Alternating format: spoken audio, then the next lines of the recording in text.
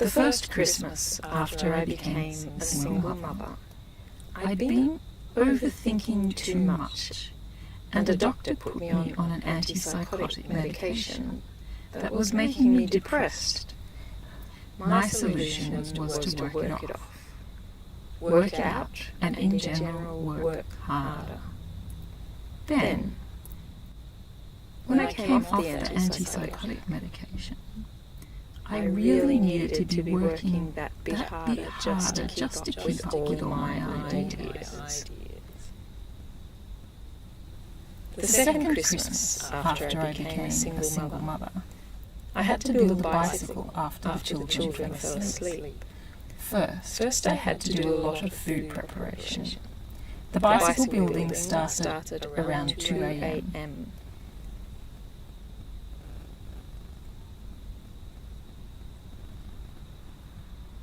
I had it finished, with a new bike from Santa under the tree, and my head had just hit the pillow, and my eyes closed when I heard a voice saying, "Mum, come and see what Santa brought me." The third Christmas after I became a single mother, I thought I'd start early. In September, I asked my mother for the good Christmas cake recipe my Nana had given her. By December, I had a market stall selling Christmas spice biscuit tree decorations, slices of Christmas cake, and crafty kits for kids made from recycled materials. Unlike those earlier tree decorations, these tree decorations aren't edible, but are food for thought. Inside each one are a number of found objects. The kinds of objects which might otherwise be considered rubbish. At least most are things found in city streets. Most are things found in city streets. Some objects are natural and organic. Other objects are human refuse, made for a purpose, but the object had become separated from its purpose before I found it.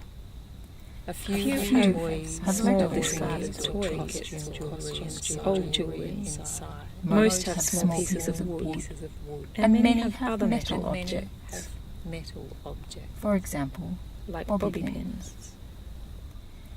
I began picking up small items of scrap metal in the street around 15 years ago. At first, just because I liked the shapes that can happen when cars squash wire curls around itself. Then I'd find an earring, but only one, or a nail, or nuts and bolts without their partner. Things that needed something else so as to retain their commercial use value. It is surprising how many bobby pins are in the street. It took about a year to amass around 80 bobby pins before I knew what I'd do with them. They no longer belonged in hair. I magnetized them with a homemade electron magnet and wired them together into a cross. Then I coated the cross in fabric and then in fine crochet. The first crochet I did around my growing collection of small found objects happened after finding a lifetime supply of crochet hooks in an op shop. The bobby pin cross is the first item that received a crocheted cover. I was so proud of all the work I did to wire my found bobby pins together, not to mention having found them to begin with. But then I felt obliged to cover over all my work with more work. Finding the crochet hooks had me feeling obliged to use them. I had to question myself about what I wanted others to see and not to see of myself. Over a period of 10 years, I had been occasionally picking up all these small objects with no apparent use value, but which I had found somehow aesthetically pleasing. It was pleasing to think that I could be creative with objects which nobody else had an interest in. I guess I might be often watching my feet as I walk along the street. But perhaps I am just more curious about what I see. Why don't women feel their bobby pins fall, I wonder? Why don't they pick them up before they fall? Why are they using bobby pins in their hair? And what's it to me? Why do I care? Maybe just as a reminder of childhood ballet lessons, I console myself as I magnetize another batch of bobby pins, alongside the blades from the street sweeper that I will later cut into shorter pieces. I find pebbles and seed pods and cheap op-shop jewellery and arrange it all as I feel it works together. And then I can seal it all beneath crochet. It is not that it is unsightly, although someone may think that. It is not that it is too cheap, although you could be excused for thinking that, since single mothers are less able to afford craft materials. It is not as though I have not often intricately decorated the interior of each of the objects I create. I recall myself making patterns in how the clothes are pegged. It is alike making patterns in how the clothes are pegged on the line. Keeping the clothesline symmetrical is my favourite. And the pegs sometimes slip in among my found objects too, even though I still have a use value for those. At Reverse Garbage, I find additional small objects with which to round out each object before I finish with a coating of crochet. Buttons are most particularly useful in this respect. I had been making these things and coating in fine crochet for 2 years before I realized they can become Christmas decorations.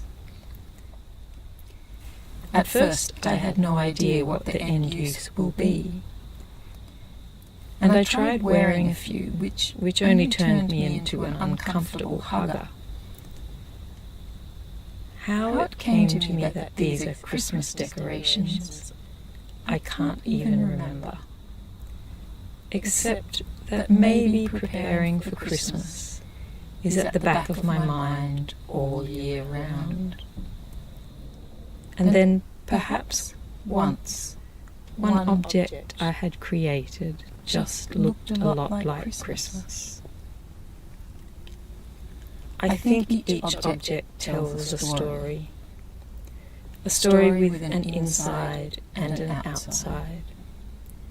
The inside belongs to everybody who dropped an object I found, and also belongs to the day I walked along the street and found it, and the men and the women who created the objects which were bought and sold and dropped, fallen to the ground.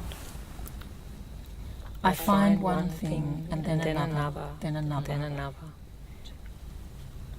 And before I know it, I am looking at tree trunks for resin to use as glue, and at Telstra Street exchanges for the ends cut off wires, and short of these options, filling my pockets until I get home to a bottle of styrene glue. Each object is its own story. My crochet coating is my reflecting about the already lived story. It is a reflection full of self-query. Does the story change if everybody can see the interior? Is the exterior hardy enough to withstand a curious gaze? Will the time and effort I have invested be considered more worthy or less worthy if it is concealed? How much of my work do I want you to know about? Is the value of labour which conceals the labour value of being creative a labour value specific to motherhood? Specific to engaging others in creativity before accepting any honour as having created? Every year at Christmas, these questions arise in me. And every year, the only answers I can satisfy myself with are answers which ensure my children know Christmas is a time of love. When I labour towards an act of love, I deign to declare any hardship. I represent my effort as a frolic in the park, and the mystery of unfathomable plenty can be retained. Life is all good. Even when no single mother can afford what she wants at the craft shops and the supermarkets and the hardware shops and the garden shops, the world is a mighty fine place every Christmas.